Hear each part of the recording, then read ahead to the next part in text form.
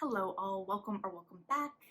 It is another day. I'm a little out of it and scatterbrained because I lost my coveted morning reading time today to putting in some overtime. So, you know, you do what you gotta do. But let's chat about Indie Bookstore Day, which was many, many weeks ago now, and I just haven't gotten around to talking about what I picked up that day. But it was a pretty significant haul for me. So I went to the Bookseller in Chicago and Women and Children First in Chicago, which is just a very, very small sampling of the bookstores that I love in this city. So I will link more down below. If you are looking for indies to support, all of them are really, really wonderful options. So let me just talk through, a bunch of what I grabbed. Well, all of what I grabbed, I guess. And I spent a lot, but I planned to spend a lot, and a lot of this was premeditated in the sense that I had an idea of what some of the stuff I wanted to try and pick up was.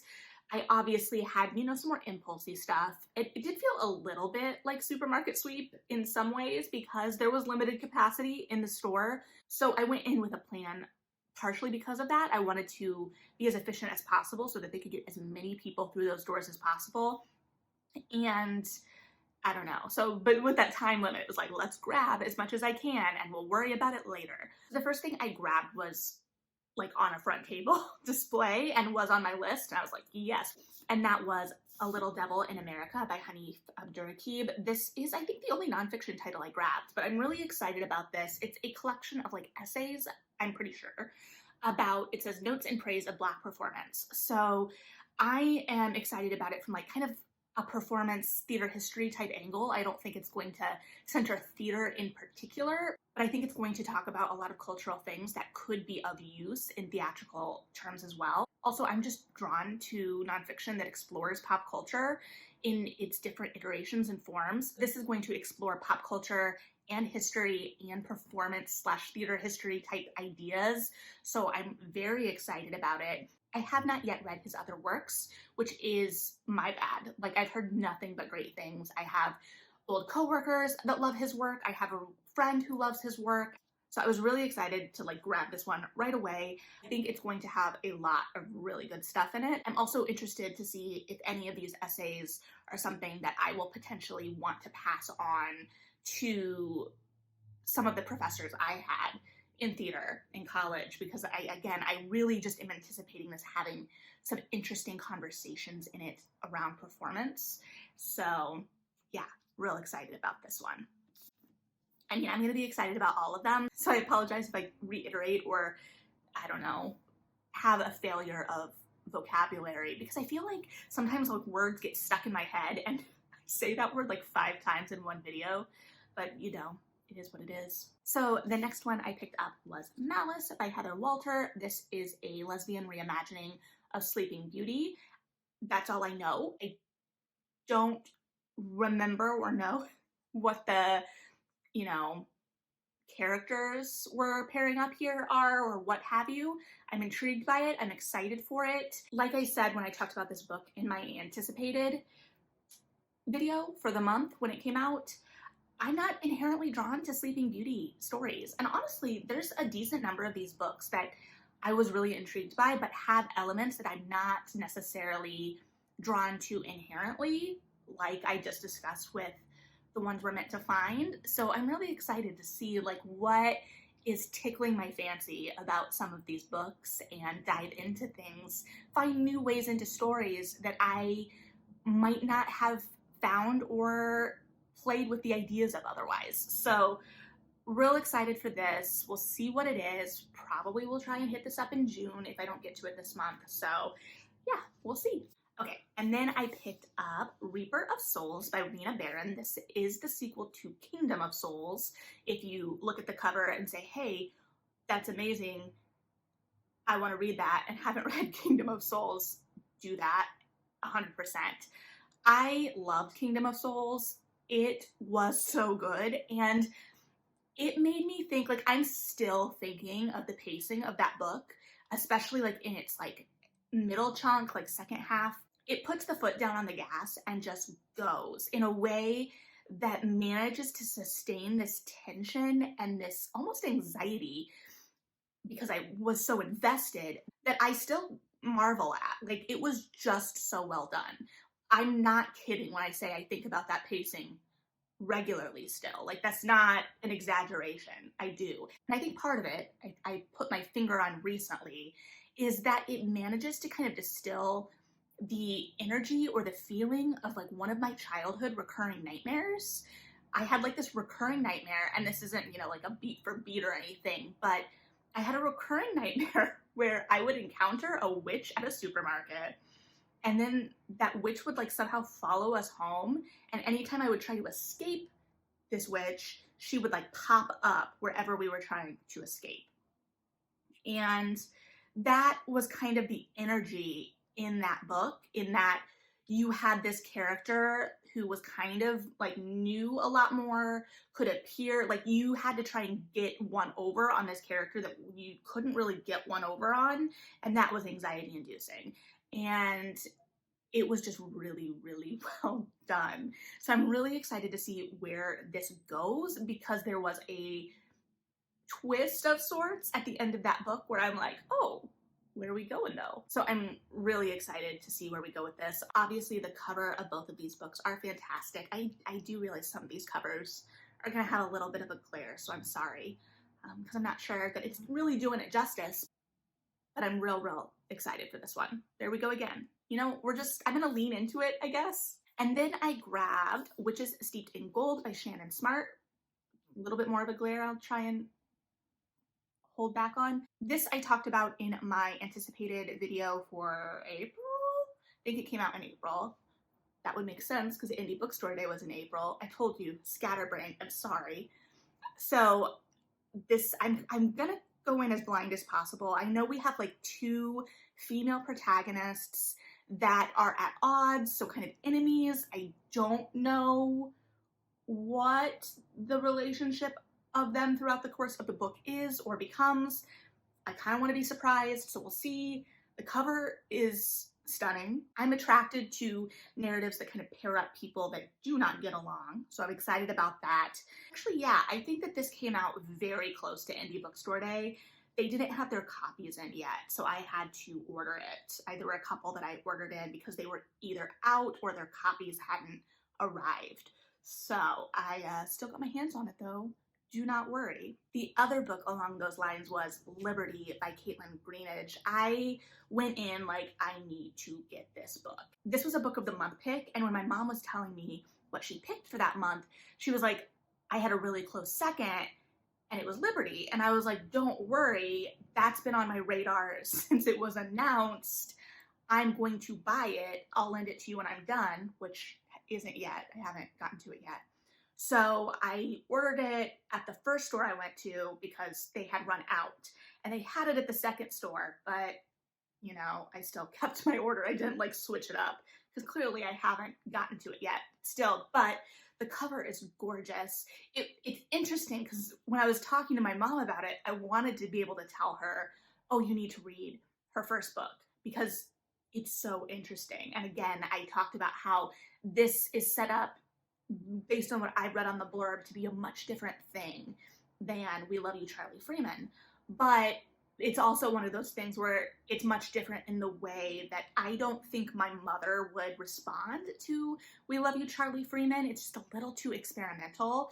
So if you don't like things that are inherently a little weird or a little experimental, which I love that kind of weirdness and oddness and dissonance and sense of unease or malice. I don't know if malice is the right word, but I am drawn to that. But I also know from my book selling set of skills that my mom isn't as much drawn to that. So I will wait to give her this book because I'm sure it's going to be fantastic. I've been seeing a lot of buzz around it, especially around the book of the month pick. The cover is gorgeous. I do think I misspoke about my recollection of the blurb in the April anticipated video because this starts in New York and ends up in Haiti, I believe. And I thought our main character, our protagonist, was involved in the doctor plot, and I think that her mother is the doctor. So I'll be interested to see what this is, but I'm looking forward to this one as well, obviously, because I bought it premeditated. I don't know. Okay, and then I also picked up Gold Diggers by Sanjay Nasathian. This is a, I think, intergenerational coming of age story, but what really drew me to it, and I have not read it yet, so this is more like buzz, but it has that there's something odd. I think it talked about something that led me to think alchemy. So I'm real intrigued by this one, and I think the characters will be like somewhat contemporary to me personally. The blurb talks about growing up as teenagers during the Bush years, and at first I was like, oh, and then I was like, wait a minute, that was you though. So cool. It's also been talked about as a coming of age story. Personally, the like little bit of weird and the coming of age are what draw me. The intergenerational, I don't mind. I don't know what it is about intergenerational. That makes me sound kind of like an awful person that doesn't value family, which is not the case, but sometimes I don't know, it doesn't draw me in by itself all the time. So I think that this has a lot of really compelling pieces that I'm really excited to see how they tie together. And yeah, so that was all one stop, which I, to be fair, anticipated being my only stop at first. So I went pretty all out. And based on your spending, they had the cart outside that was like ARCs or damaged hardcovers that they weren't going to be able to sell that you could pick from and have like a bonus book. And I got my hands on Concrete Rose because I'm real lucky. There is some like binding issues with it. You're probably like, Melody, that is a perfectly good hardcover. They put it on the cart. I don't make the rules. I just pulled it off the cart. So yeah, was real excited to find this one. They also had a damaged copy of one of the books I bought on the cart, and at first I was like, oh, and then I was like, no, because those are all books that I want to have on my shelf, and I'm very picky about the books that I buy. So like one I actually went and swapped. I think it was Gold Diggers. I noticed something on the cover after I checked out, and I was like, I'm so sorry to be that person, because I'm also the person that will like look at the whole stack of books and find the cleanest copy. I'm not proud of it. It's just what it is. So, but I'm also, you know, a former bookseller, so I will make the stack look pretty regardless when I am finished, whether it was on the shelf or on the table. Don't worry.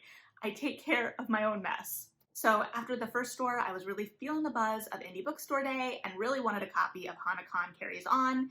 And so I went to a store that carries some more romance, got a copy of Hana Khan Carries On, which is great because if they hadn't had a copy, I would have been real sad. I've already read this book. I've talked about it, was real excited for it. And the cover is just as gorgeous as I anticipated, really lived up to it for me. So glad I got my hands on that.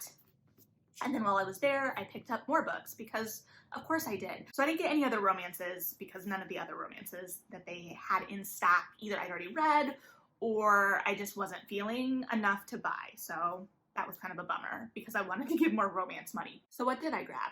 I bought the Beowulf translation by Maria Devana Headley. She wrote The Mere Wife, which is a contemporary reimagining, suburban reimagining of Grendel's mother, Beowulf. It was a Beowulf reimagining. The book is throwing off the white balance in a way that I thought. There was a fire down the street a couple nights ago, and not good, obviously. There was a fire down the street the other direction months and months ago that actually did get smoke in my apartment, and this one didn't. And it was closer. So I think that or hope that means that everything was fine.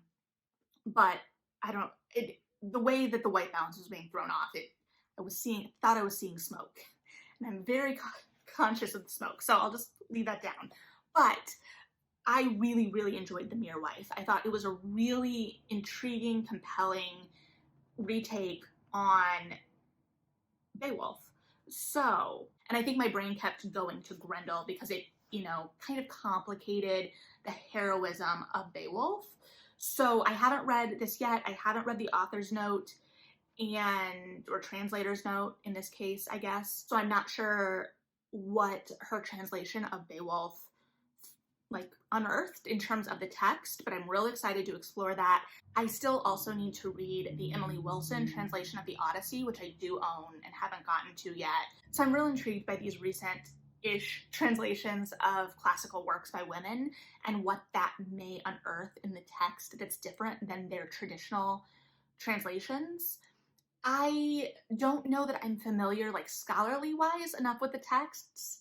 Like I've read them, yes, but I feel like I'm going to be reliant on the translator's notes in terms of picking up on the differences and what they're finding, unless I did a more formal sit down and reading of two translations. So I'm not sure how I want to do that yet. I don't know that I'm gonna really sit down and compare them to a different translation, but I'm still excited to see what that means for the reading experience. Then I picked up How Much of These Hills Are Gold by C. Pam Zhang. This is a book that was getting tons of hype last year. Like it's got award, stickers. These aren't even stickers, that's just part of the cover. And it's done in a way that it doesn't annoy me. Anyway, this was getting lots of hype last year. I just missed it. And so I figured pick it up in paperback and get it read. I am excited about it. It is like a Western expansion novel in a way that, again, Western going West narratives aren't usually my thing. I am excited about this one because it does have a sibling relationship at its heart, I believe. And there's something, I don't know if this is true or not, because I stayed away from a lot of the reviews about it, conversations about it. So I'm just going off of the feeling I'm personally getting from the blurb. But there is a line in the blurb that talks about Chinese symbolism, and for some reason my brain is like latching onto that and wondering if it's going to be a straight literal narrative or whether there's going to be, like I said, I'm really drawn to that when there's something weird or odd or mystical or mythical or whatever in a narrative that kind of pulls it just slightly left of reality. So I don't know if that's going to be the case in this. My brain reads that and wants that to be the thing, but it's not fair to the narrative if I'm going in expecting that to be the thing, it's not the thing, and then I judge it based on the fact that it's not the thing. You know what I'm saying? So there's something in this that's got those awards on the cover, and I'm excited to find out what it is. I have been wanting to pitch this at book club, and maybe we'll get to it in the future, or maybe I'll just dive in and tackle it myself. We'll see. Again, I have great intentions in terms of getting to everything in a timely manner, but they keep coming out with new books every week, and I'm not discerning enough in terms of I'm attracted to a lot of titles. And so that means that I can't get to all of them as quickly as I would like, and then I just feel guilty about it. So we'll see how far down that rabbit hole I get, but okay, and then I got one last book, pulled it off the table on the way to the register. I've been debating this book. I know I can get it at the library, but I was like, no, because again, I don't know when I'm gonna be in the mood for this one because it is heavier from everything I've heard about it and just, the subject matter. It is about two men falling in love during slavery. So there's going to be a heaviness here. And I did have a friend from college who was reading it, and I asked him, I was like, what are my crying odds here? And he was like, and I was like, great, that's what I thought, but I just need to be prepared. It's gotten great reviews from a lot of people I really trust, both personally and, just people on the interwebs. So I'm excited to read this one, but again, because of the subject matter, I'm not sure when I'm going to be in the mood to pick it up. So I was like, might as well buy it. So then you have it when you're ready. And I do want to get to it sooner rather than later, ideally, because it's been getting so much good buzz. And because when I looked in it, I didn't realize, one, I got a signed copy for Indie Bookstore Day and didn't realize it, which was nice. But when I was peeking in, because I hadn't looked at the book, like the insides before, its chapters, at least the ones I peeked at, are named either after like books of the Bible or characters in the Bible. And I think religion does play a significant piece in this, similar to, I think, without having read this one yet, how we saw in Conjure Women, which I loved. Side tangent real quick that is related to Indie Bookstore Day. I was browsing and I saw a copy of Conjure Women in paperback, and my brain was like, oh, that's an interesting cover. And then my brain comprehended that it was Conjure Women that I own in hardcover, and that the cover was different. And I was no longer like, oh, that's an interesting cover, because the cover is different. And it's like a more like photograph. And I think in a way it's done in a similar vein to what I talked about with like the cover on the Mercies, where it went from kind of a more illustrated cover to a more like paperback historical cover. But I loved the cover of Conjure Women so much. And I remember talking in my Feature Friday about Conjure Women, about how I didn't want that cover to change in the paperback. And I don't understand. It's like the exact opposite what happened with the Washington Black paperback, which got a better cover in paperback. And here, I don't know, I just think of that as like the ultimate glow up from hardcover to paperback in my mind is the Washington Black. I didn't love the hardcover design of that, but I love the paperback. And so, I don't know, but I really loved the cover of the hardcover in Conjure Women. So I would encourage you to read that book regardless, because it's great. But if you can get a hold of the hardcover, it's just so good. So here I am on a random tangent rant about that, but that was part of my indie bookstore day, was mourning the loss of that cover. But that's what I picked up. But I also recognize that this is a lot of books. I also got some deals, so don't let me fool you. I got some deals too. But that's what I got. I'm very excited about all of these. Now I'm just kind of looking at them in relation to all my other unread TBR stacks, and we'll see how good I am at getting to everything in a timely manner, especially as I get things in at the library, and that kind of shuffles my priorities and whatnot. But yeah, I'm excited, like I said, about all of these titles. Have you picked up any of these, read any of these? What did you pick up on Indie Bookstore Day? If you supported indies on Indie Bookstore Day.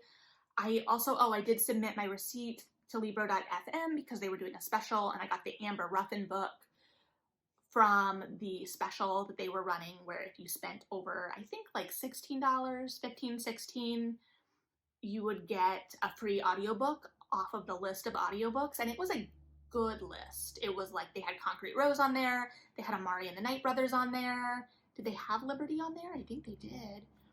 So they had lots and lots of really good stuff, and I got the Amber Ruffin because that was already on my audiobook list, and my audio TBR didn't have a current humor essays niche title that I usually like to have one on deck, because that's kind of my go-to when my brain can't focus on something. I can usually handle that. So I guess I did get one more book then. And if you did the Libro.fm reward as well, I'd be interested to know what title you picked from that, because I'm nosy. And I apologize again for the kind of frantic energy today, but we are where we are. I did send a picture to my mother showing her what I got, but I almost didn't, because I'm like, you are going to judge me for how much money I spent today. And then she called me a coward, and I sent the picture. So what did you get? If you've read any of these, what should I shuffle to the top of the stack in terms of what you really enjoyed? I can't promise that I'll still get to everything in a timely fashion, but I can promise to try and feel guilty about it. So yeah, just let me know where you're sitting. Thanks for hanging out. Read something good, and yeah,